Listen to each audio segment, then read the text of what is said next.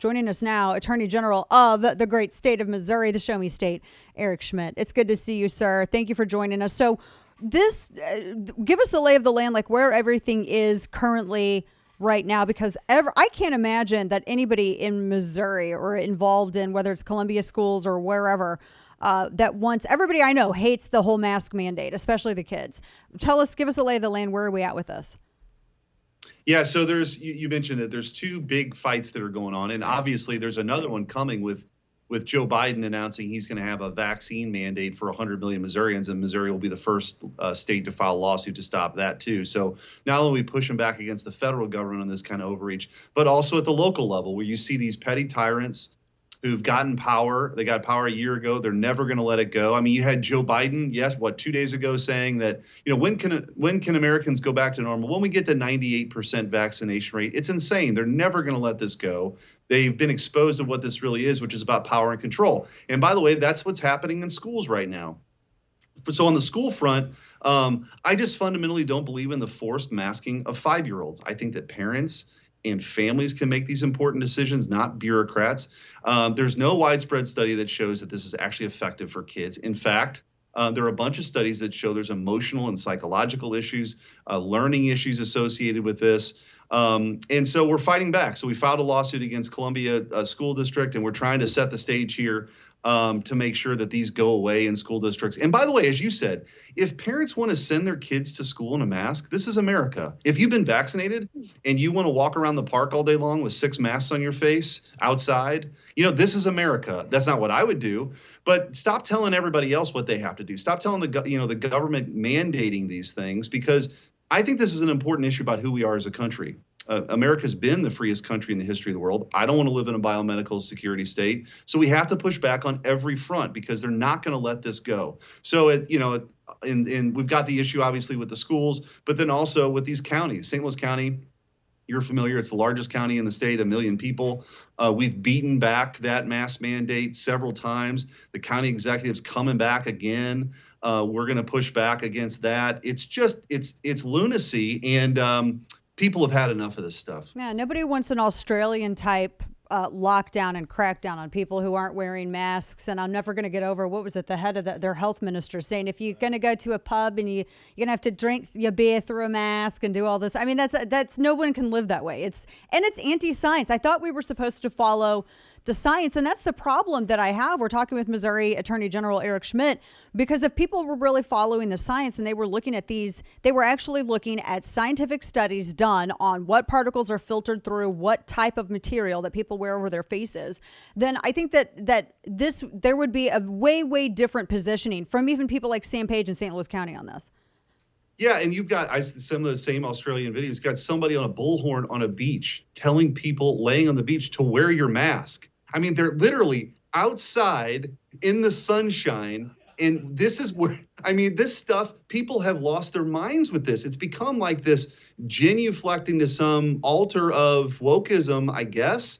But you're right. It's not backed up by science. It's just not. And I think the facts are lost in this too. Like, for example, in Missouri, this is good news, right? Every virus is different, but there's been no child under the age of 10 that's died from COVID. Right. There have been 6 under the age of 18. So it's essentially kids just don't contract and transmit or get seriously ill from COVID. That's not always the case. The Spanish flu was different, right? And if you're older, obviously you can have much more severe complications from it. But that's what we know about kids. We also know that if you're relatively healthy and under the age of 25, you got about a 1 in a million chance of dying from COVID. If you've been vaccinated, actually you're as likely to die from a lightning strike as you are from COVID. You are 1.5 times more likely to be killed by a dog attack. Okay. But this stuff is just not covered because it doesn't fit in here. It's about, right, ban dogs. But it's about fear mongering. It is. It's the way of the world for dictators and tyrants since the beginning of time. The left has gotten a taste of it, and they're not going to let this go. They're going to continue to try to scare people into submission. And because it's an incredibly powerful thing for Sam Page, the county executive, to stand there at that podium and say, you will wear a mask. You can't go into that business. We're going to lock it down. We're going to shut it down. And it's a mess, and why I've been the most active AG in the country in pushing back on this stuff, because I think this is a fundamental debate about liberty. Mm-hmm. We've had the founding created a system of checks and balances to protect individual liberty, and we have to fight for that. Otherwise, we're never going to get it back. Yeah, and I think we've accelerated a lot of this tyranny just by accepting some of this stuff, accelerated maybe by 10 or 20 years in this country. Talking with Missouri Attorney General Eric Schmitt on the masking mandate. I'm going to get to the vaccine thing here in a moment as well, but you mentioned the child fatalities, and we don't know when some of these numbers are reported, we don't know what the comorbidities are because usually that information isn't included. And the CDC got into a lot of trouble with Johns Hopkins and Wall Street Journal. They actually fisked the CDC numbers on child fatalities. It was something like 246, and what Johns Hopkins and Wall Street Journal did was go through every single one of those cases. And what they found out is that every single one of those cases had serious comorbidities like leukemia, which that's a pretty big factor when you're looking at what the fatality ratio for this virus is and you're dealing with leukemia. That's a pretty serious comorbidity. But it wasn't included in the numbers, nor was it included by the press, or I would imagine by people like Sam Page, when they're presenting this as a fearmonger tactic to tell parents, you got to get your kids injected and they have to wear masks. When actually, I mean, if you have a serious comorbidity, that's one thing, but that's not the majority of people. And why are they not following that science? I don't know. And kids are actually more resilient against this virus than vaccinated adults, right? Mm-hmm. We don't hear any of that. The CDC actually had a study showing that masks are very ineffective in a school setting. It got buried about 2 months ago. It just didn't, again, it didn't fit the narrative. And what's happening now is these so-called quote unquote public health bureaucrats have lost credibility. Many of them have just become political operatives for Democrats.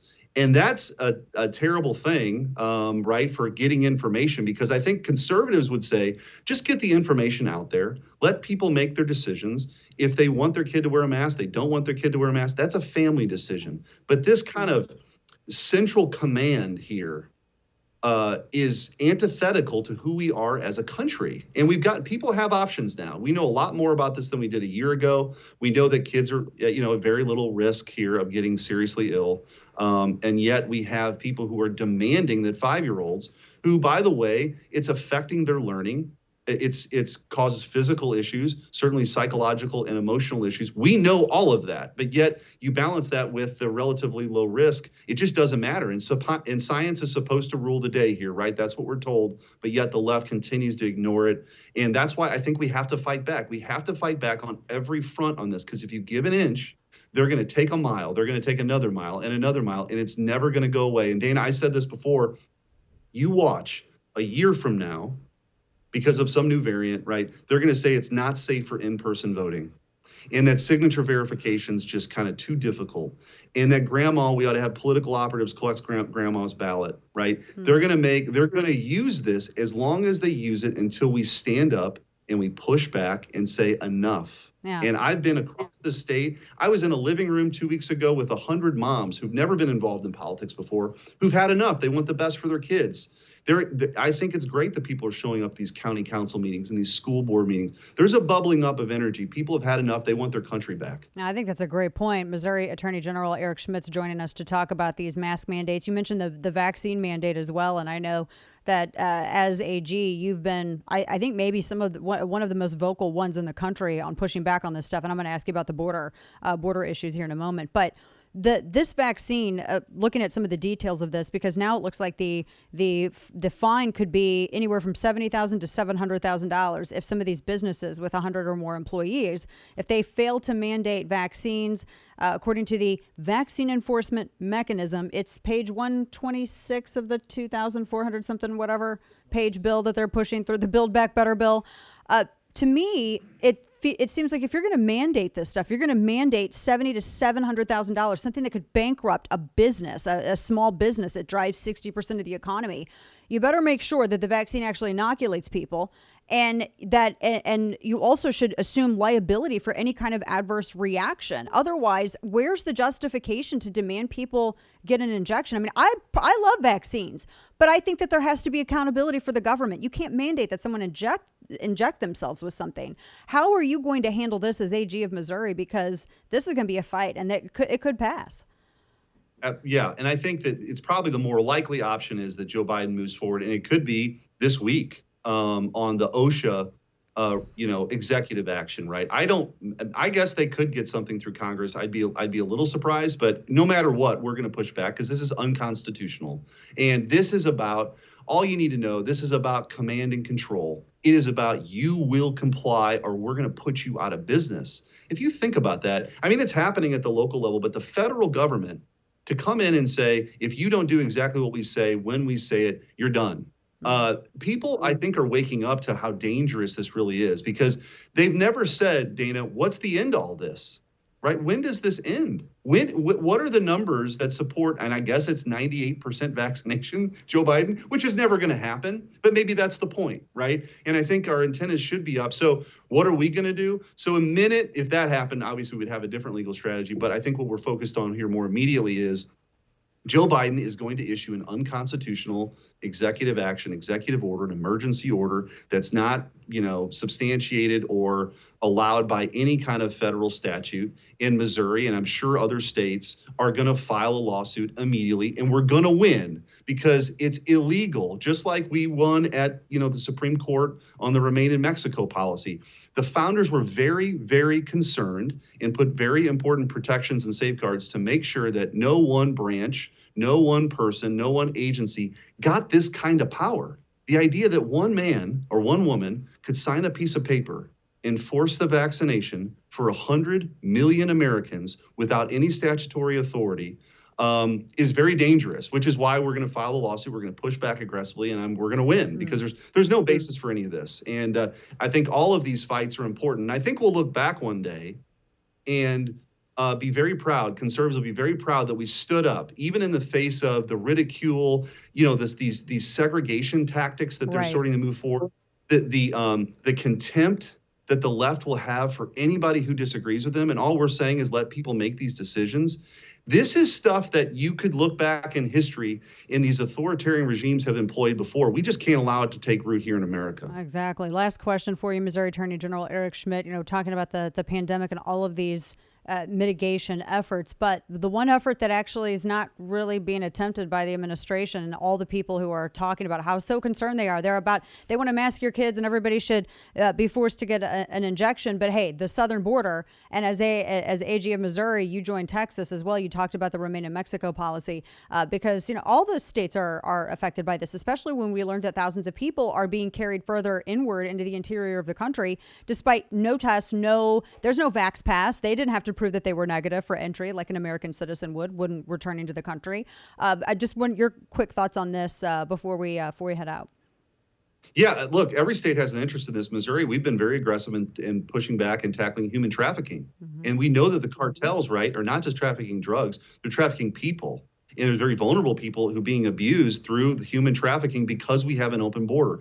All of this blame lies solely at the feet of Joe Biden. So the Remain in Mexico policy was important for us to get back to President Trump's policy where Mexico's the waiting room. We actually filed a motion with Texas last week to now enforce that, to make sure the Biden administration is actually following the law here.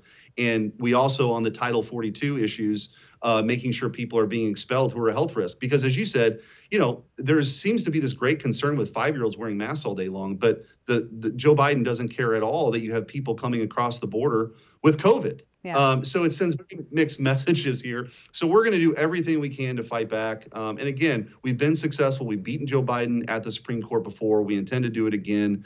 Psaki was at the podium here recently saying, well, I don't hear any suggestions from Republicans about what we should do at the southern border. And my response is, how about enforce the law? Yeah, how about enforce the law? Start with that.